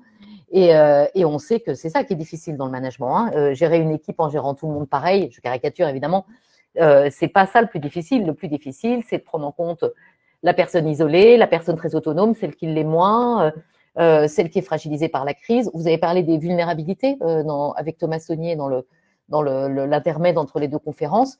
Ça, typiquement, c'est un point d'attention très important pour l'avenir et qui, je pense, va aussi modifier le rôle du manager. Est-ce que l'idée du bricoleur avec l'ingénieur, c'est quelque chose qui… Ça me plaît énormément. Et quand j'ai écouté Madame en parler tout à l'heure, je vous garantis que j'ai énormément projeté ce que ça voulait dire dans l'organisation que je sers. Je trouve que c'est très juste, c'est très bien théorisé accessoirement, mais je pense que ça rejoint une réalité très forte dans beaucoup d'organisations. Moi, j'aime beaucoup. Sandra, merci pour ce concept. Je vais le partager et je dirais que c'est vous, je vous rassure. C'est une idée à moi. Patrick, alors, on a bien vu que les choses bougent. On a bien vu que les choses ont bougé par la force des choses. Il y a quand même un certain nombre d'éléments, des points de friction, des sources de friction. Vous parlez des sources de mal-être. Est-ce que vous pouvez nous les résumer qui permettront d'identifier un peu ces sujets, ces points irritants? On peut peut-être dire une chose, c'est que pour engager les gens, ce sera bien déjà de pas les désengager. Ça peut commencer par là. J'aime bien effectivement l'idée évoquée par Sandra là sur le bricoleur et le penseur. Et quand c'est la même personne, ça pose l'ingénieur. Ouais, l'ingénieur. Ça renvoie à deux choses. D'abord, ça renvoie à la question d'autonomie, qui est centrale dans tout ce qu'on est en train d'évoquer. Et alors, la vraie question, c'est est-ce que les collaborateurs et surtout les managers, parce qu'on fustige beaucoup le rôle du manager. Enfin, le fond du problème, c'est de regarder peut-être le système de contraintes auquel il est confronté. Et le système de contraintes nous renvoie à la question de la gouvernance de nos entreprises. Il y a certains types d'entreprises dans lesquelles peut-être a-t-on fait une allégeance trop importante aux propriétaires, conduisant à réduire à peau de chagrin l'autonomie. Et ça fait mal au bide des gens. Et comme les gens sont fondamentalement, comme le disait Sandra, impliqués dans leur boulot, c'est-à-dire qu'ils essayent de bien faire. Et ils essayent de bien faire pourquoi? Pour l'intérêt du bien commun. Mais quand ce bien commun ne leur semble plus poursuivi par un mode de gouvernance qui a réduit la finalité de l'entreprise à quelques indicateurs de court terme, parce qu'on a fait allégeance aux propriétaires, par exemple, ça fait une dissonance cognitive, comme le disait Anne-Sophie Godon tout à l'heure, qui est extrêmement dure. Donc je crois qu'il y a trois, alors ce sont des sentiments, ce ne sont pas des réalités, c'est ce que perçoivent les gens, mais je pense qu'il y a trois sentiments profonds qui trouvent leurs racines dans la société civile, qui est un terreau anxiogène, comme c'était dit dans la précédente conférence, mais qui date d'il y a très longtemps. Sandra avait raison de le rappeler, ça date d'il y a très longtemps, et je pense que ça trouve ses sources dans la désindustrialisation des économies occidentales il y a très longtemps.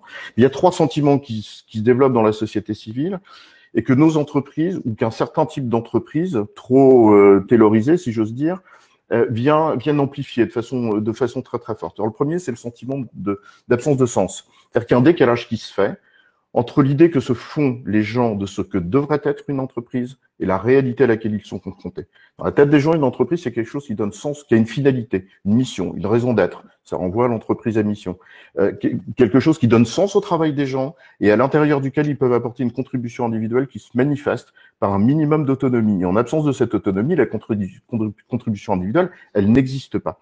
Donc une sorte de dissonance cognitive au fond qui fait mal au bide, quoi, pour dire les choses extrêmement simplement. Le deuxième truc, c'est le sentiment d'impuissance. Il existe dans la société civile.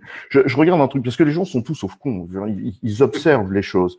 Moi, j'ai noté un truc que j'ai chopé sur Twitter ce matin, qui m'a frappé. En 1980, la Chine, c'est 5% du PIB mondial. Et les États-Unis et l'Europe, c'est 20 à 25%. Aujourd'hui, la Chine, c'est presque 20%. Et l'Europe, paf, on est décroché à 12%. Voilà, sur un plan économique et démographique, on sait où sont les enjeux. Ce sentiment d'impuissance, si vous n'avez pas d'autonomie et que vous rajoutez à cela ce que nos organisations sont capables de faire, c'est-à-dire des injonctions contradictoires à n'en plus finir, c'est-à-dire nos organisations matricielles, n'en parlons pas, vous avez un chef hiérarchique qui vous demande « je veux du blanc », je veux pas de blanc, je veux pas de noir, et puis vous avez un fonctionnaire qui vous dit surtout pas de nuance de gris. C'est celui qui est sur le terrain qui est confronté à ça et qui se démerde. C'est ça qui fabrique du sentiment d'impuissance. Et puis vous rajoutez une troisième dimension, après le sentiment de la dissonance et la perte de sens, le sentiment d'impuissance. Le troisième truc, c'est le sentiment d'injustice.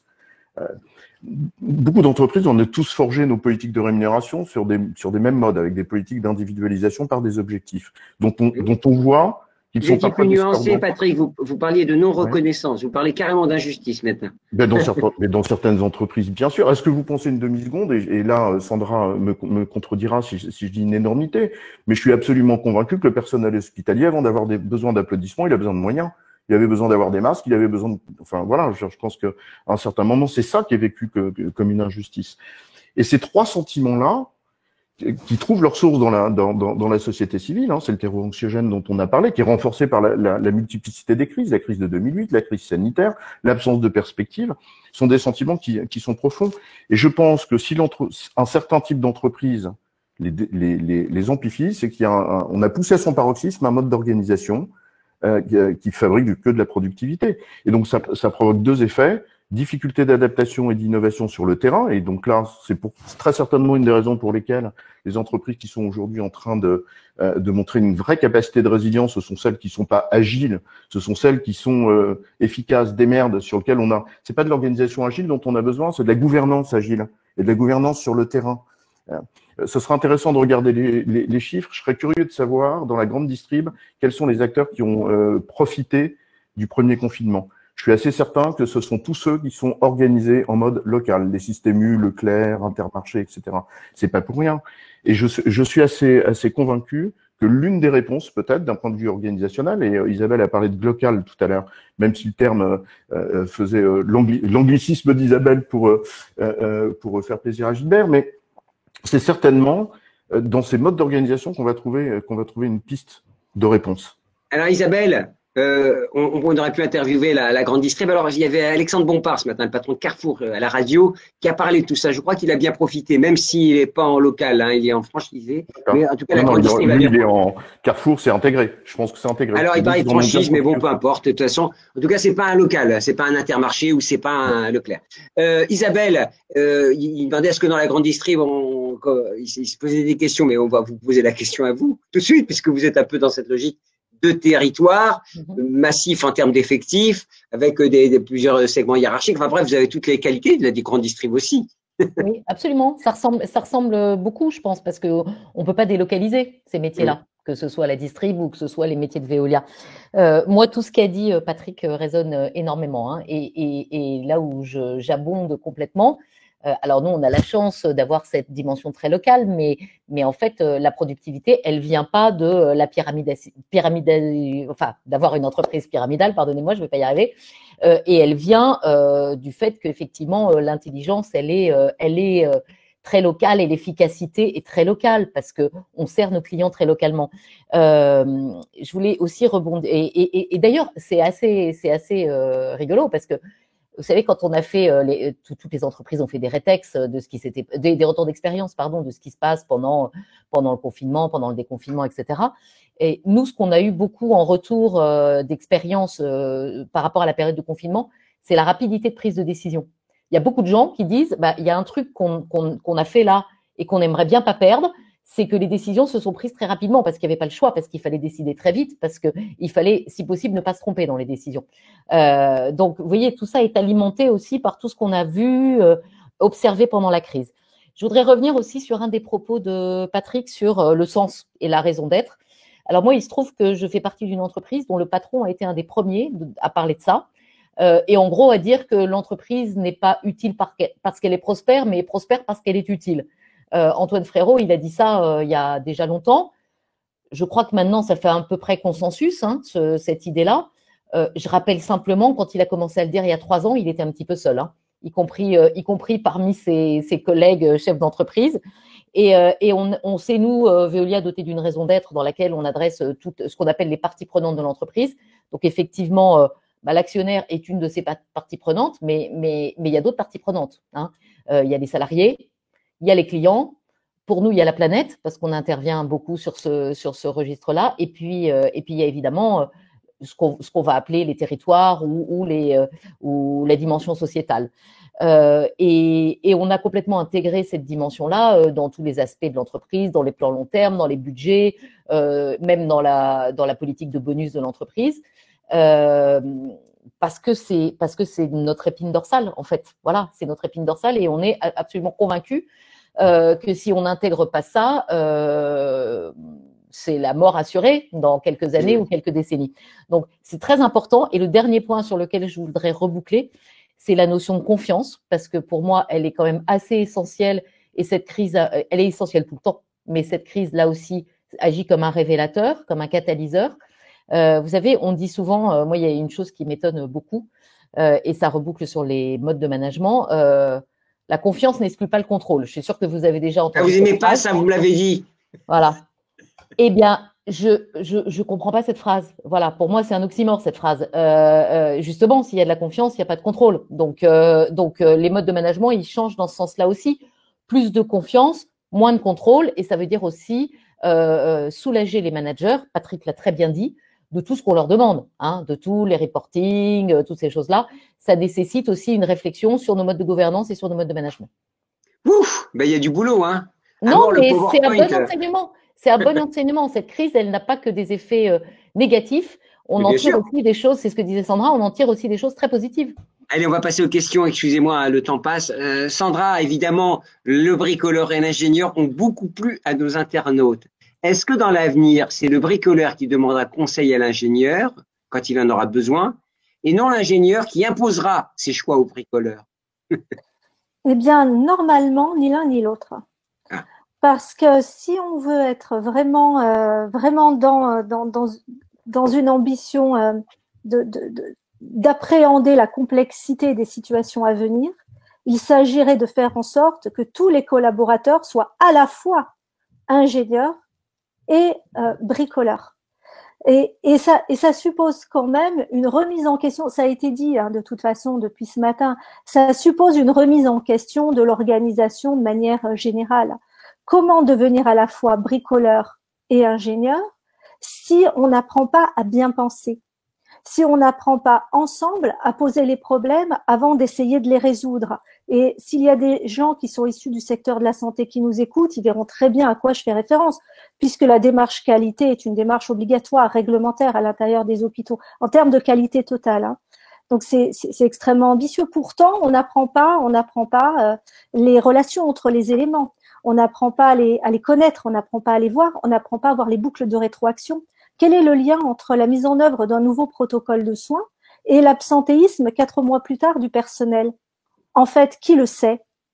Donc, il faut se pencher collectivement. Donc, ça suppose aussi de la collaboration, de la coopération, de la co-construction. Mais ça s'apprend, ça ne se décrète pas. C'est pas parce qu'on le propose aux collaborateurs qu'ils vont avoir confiance et envie de le faire. Pourquoi est-ce qu'on le ferait? Qui nous a appris à le faire? Vous mettiez le doigt sur un sujet. On a fait beaucoup de montées en compétences techniques. On a fait peu de compétences en montée en compétences humaines. Et c'est ça peut-être un enjeu de demain. Alors, et pour terminer, parce que avec la confiance va l'autonomie, mais pas n'importe laquelle. C'est l'autonomie concertée. L'autonomie par expulsion à laquelle vous faisiez référence, hein, Madame, à l'instant, celle qu'on a eue peut-être un petit peu trop comme ça parce qu'on s'est mal organisé avec le confinement la première fois.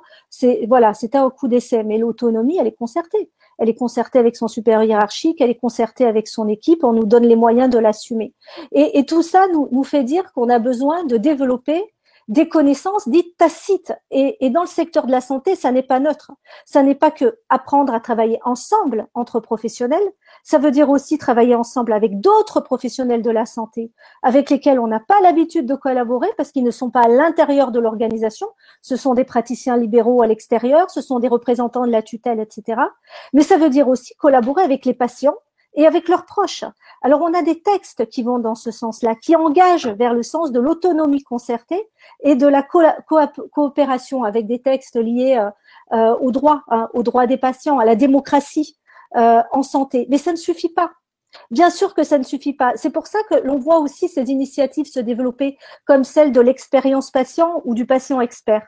Quand on fait le choix d'avoir un patient au sein de notre équipe pour ce qu'il est, un malade, et lui reconnaître cette compétence que nous n'avons pas en tant que soignants, par exemple, hein, la connaissance de sa pathologie. Vous voyez, ça fait écho à toutes les techniques de design thinking, on voit ça aussi dans le jeu vidéo, etc. Mais se mettre en danger avec, de cette manière, hein, d'un point de vue managérial, en acceptant que les patients intègrent les équipes pour nous dire ce qu'ils vivent et donnent leur opinion sur comment organiser un parcours de santé, c'est ça aussi, hein, l'évolution. C'est apprendre à travailler différemment avec les autres sphères, gestionnaires quand on est soignant et inversement, avec les autres professionnels, indépendamment de notre propre service. Et là, il faut faire bouger les cloisons, parce qu'on est très, très cloisonné verticalement et horizontalement. Et puis aussi travailler avec les clients au sens large, les patients, etc. Parce que on ne peut pas parler, je terminerai juste là-dessus, on ne peut pas parler de e-santé, que ce soit en termes d'accompagnement des patients ou en termes de management des activités. On ne peut pas parler de care si on ne développe pas ces compétences-là. C'est vraiment la combinaison de ces compétences tacites et explicites qui vont nous permettre d'aller vers des compétences extrêmement techniques, d'une part, et du care ensuite, ce dont on a besoin dans le secteur de la santé, là, déjà tout de suite, mais encore plus dans l'avenir. C'est limpide comme de l'eau de roche. Merci beaucoup, Sandra. Patrick, Isabelle, j'aimerais aussi, alors Patrick, vous, votre point de vue avant de conclure ici avec Isabelle, c'est de retrouver les fondamentaux de l'entreprise et les fondamentaux du management. Et expliquez-nous ce concept. J'ai presque envie de dire que l'enjeu, ça va être de remettre l'église, la mosquée ou la synagogue, comme vous voulez, au milieu du village, ou le bar du commerce, quoi, genre, ce qui est sympa aussi. Ça serait bien, le bar du commerce, enfin. Ben ouais, ça serait très bien. On donne pas du sens. Ça fait sens ou ça fait pas sens. Je pense que l'un des dangers, c'est tous ces mots autour du réenchantement, du machin, c'est-à-dire coller quelque chose de factice sur une réalité qui ne l'est pas, et ça passe pas parce que les gens ne croient pas à ça. Pourquoi? Parce qu'ils sont confrontés au réel. Et c'est Lacan qui disait, le réel, c'est quand on se cogne. Ouais, les gens, c'est ce qu'ils vivent. D'ailleurs, c'est ce qui s'appelle l'expérience collaborateur. Donc, quand on dit la solution à tous nos antagonismes de compétition, etc., c'est la coopération, c'est pas la solution, la coopération. C'est pas vrai. C'est le problème. C'est qu'on sait plus coopérer. Et c'est pas l'homme qu'il faut remettre au cœur de l'entreprise, c'est l'entreprise qu'il faut remettre dans le cœur des gens. Voilà. Et donc ça, pour moi, je pense qu'il y a 3 voies qu'il faut explorer. La première, c'est celle du bien commun. C'est-à-dire qu'une entreprise, c'est un projet collectif qui effectivement fait sens. Et ça, restaurer le bien commun, c'est questionner profondément l'équilibre des parties prenantes. Isabelle l'a très bien dit. À partir du moment où on fait allégeance à une seule des parties prenantes, de manière trop importante, hein, l'idée c'est pas de fustiger telle ou telle partie prenante. Quand on a eu un président qui nous a dit notre ennemi c'est la finance, ça n'a pas de sens, quoi. C'est pas un Il est ennemi. plus président. Hein. Ouais, il est plus président, ouais. Mais quand il disait notre ennemi c'est la finance, ça n'a pas de sens. Enfin, la finance joue son rôle comme l'État joue son rôle d'actionnaire, d'actionnaire et de donneur d'ordre. Le problème c'est l'allégeance. Et l'allégeance qui conduit à un excès de poids de l'une des parties prenantes par rapport aux autres. Donc il faut retrouver cette idée que l'entreprise est un bien commun, quelle qu'en soit la nature, qu'elle soit publique ou privée, et non pas quelque chose qui serait asservi aux intérêts d'une seule des parties prenantes ou trop asservi aux intérêts d'une seule des parties prenantes. Et ça réglerait une partie de la dissonance qu'évoquait Anne-Sophie Godon dans la première conférence. Le deuxième truc, je pense, c'est une notion de cohérence pour travailler un peu sur le sentiment d'impuissance. Dire d'autres termes, c'est aligner le discours et les actes. Les gens ne supportent plus des discours plaqués sur des choses qui ne correspondent pas au réel. Et je le redis, le réel, ils le vivent, donc ils l'observent, ils le comprennent, avec une vision peut-être pas toujours parfaite, bien évidemment, il leur manque des bouts, certainement, mais en même temps, et ça pose de ce point de vue-là, bien sûr des questions organisationnelles et managériales, mais aussi la question de l'exemplarité du management, de l'exemplarité de la hiérarchie, etc. Aligner le discours et les actes me semble être une condition sine qua non sur les années à venir. Et puis la troisième, rapidement, Patrick. Ouais, la troisième, c'est de retrouver le sens profond de la notion de reconnaissance. Il n'y a pas de reconnaissance morale s'il n'y a pas de la récompense financière. Il faut juste arrêter de faire croire ça aux gens. Donc les applaudissements, ça ne suffit pas, bien évidemment. Et deuxièmement, la véritable reconnaissance, c'est de reconnaître les gens pour ce qu'ils sont et pas pour ce qu'ils font. Et là, je pense qu'on a un énorme travail à faire, ne serait-ce que sur notre capacité à vivre ensemble, à se respecter les uns les autres, et donc d'éducation. Et d'éducation vers le haut plus que vers le bas d'ailleurs généralement. Mais vous avez bien, merci Patrick, c'est frappé du coin du bon sens et en même temps très intelligent. Isabelle, vous écoutez ça, alors on vous donne pas des leçons, hein, vous l'entreprise, mais comment ça peut concrètement se mettre en place? Écoutez, c'est difficile de rebondir là-dessus. Je ne peux pas être plus d'accord que ce qui a été dit là. Et comme je le disais, je pense que, enfin, en tout cas, pour l'entreprise que je connais bien, dans laquelle je travaille, c'est dans ce sens-là qu'on travaille depuis des années. Après avoir été, je le rappelle, un peu seul, quand même, sur ce sujet-là, il y a quelques années. Donc oui, je pense qu'il y a que ça qui marche, concrètement. Je vais, quitte à reformuler ce qu'a dit Patrick, ne pas raconter de crack, dire la vérité, ne pas laisser imaginer non plus des choses radieuses qui ne viendraient pas, dire la vérité, être toujours extrêmement concis et précis dans les informations qu'on donne, et puis essayer de co-construire au maximum. C'est pas une vue de l'esprit, mais vous voyez, je pense que les gens qui travaillent dans les entreprises et qui apprennent dans la presse qu'ils vont passer en télétravail pour toute la vie à partir de telle date sans qu'on leur ait demandé leur avis, je pense que c'est compliqué aussi pour ces salariés de voir du sens et de se sentir engagés. Donc voilà, on a ce qu'on récolte en résumé. Merci beaucoup, c'était passionnant, mais vous vous rendez pas compte les messages qu'on a. Merci pour tous ces propos que vous avez tenus. Est-ce qu'on pourra revoir en replay? Évidemment, pour qu'on pourra revoir en replay cet échange, moi-même, je me regarderai encore une fois ou deux parce que j'ai trouvé passionnant. Patrick, Sandra, Isabelle, tout ce que vous avez dit. Merci beaucoup. Je vous dis à très bientôt. Longue vie à tout ce que vous faites et bonne continuation. La présidente de la... Bravo pour cette conf. On m'envoie un petit message. Merci Isabelle. Merci Isabelle, merci Sandra, merci Gilbert. Merci à tous, très intéressant. Est-ce que Florence est là? Mais oui, Florence est là. Alors Florence Poivret, que j'ai connue moi personnellement au MEDEF, qui a été industriel. Pardon? Moi, je dis aïe aïe aïe, MEDEF. Aïe aïe aïe, mais on peut le dire, il n'y a pas de honte. Attention, c'est écrit sur Internet en plus. Qui a fait une carrière dans l'industrie également, dans l'industrie du plastique, si je ne m'abuse.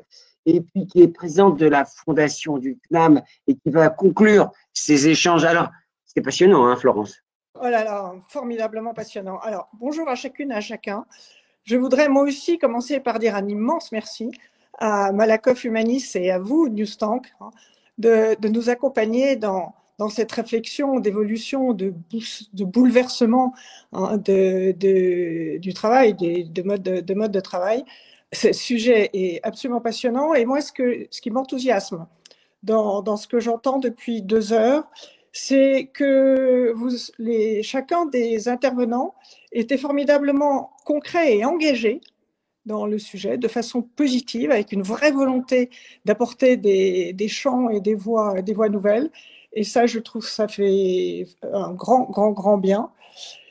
Évidemment, un vrai enthousiasme parce que la dirigeante de PME que je suis et qui a fait de l'aventure humaine de son entreprise la véritable aventure passionnante de son engagement professionnel, de vous avoir entendu les unes et les autres et vous, monsieur, remettre l'homme résolument au cœur des évolutions, ça ne peut que me rendre très enthousiaste. Alors, ce que je retiens, et ce que j'ai trouvé très intéressant, c'est que l'homme a été remis au cœur, mais à la fois dans sa dimension personnelle, et Cécile Dejoux l'a beaucoup évoqué, mais pas qu'elle, et dans sa dimension de collaborateur, dans son organisation, dans son entreprise, et dans sa dimension d'homme ou de femme dans son environnement plus élargi. Même la confiance a été déclinée, je dirais d'une certaine façon. La confiance en soi, c'est-à-dire l'homme ou la femme elle-même doit être accompagnée. Et évidemment, la confiance que l'homme ou la femme va trouver dans son organisation. Je me permettrai d'ajouter une dimension qui me paraît assez intéressante et révélée de façon comme tout le reste, assez forte par la crise. C'était sous-jacent, mais ça devient, à mon sens, plus fort. C'est que cette dimension humaine, on la retrouve d'une certaine façon aussi comme une des composantes dominantes de la troisième révolution dans laquelle nous embarque la révolution numérique et de l'intelligence artificielle. C'est le dopage de cette composante humaine.